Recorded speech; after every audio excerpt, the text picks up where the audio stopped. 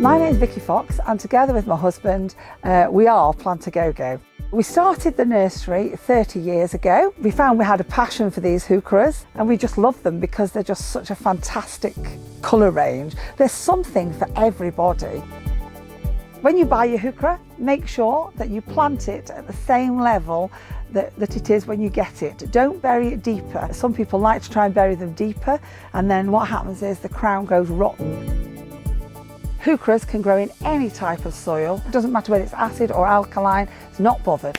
The thing that they absolutely hate is waterlogging. So you have to be careful that you're going to put them on well-drained soil.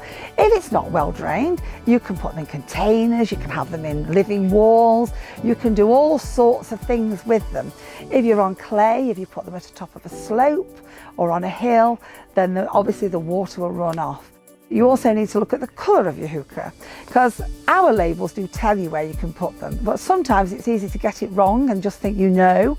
But what you really need to do is look at the colour of the foliage, because pale foliage like limes and things like that, pale greens and things, they need shade, just like pale skin needs the shade.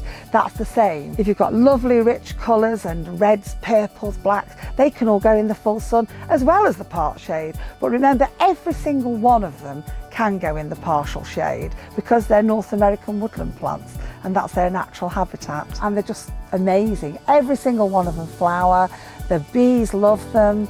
If you love a bright colour, we've got those. If you love pale colours, we've got those. If you want Heucheras that just blend into your border and then just give a nice splash of colour, we have those as well. And so what's not to love, really?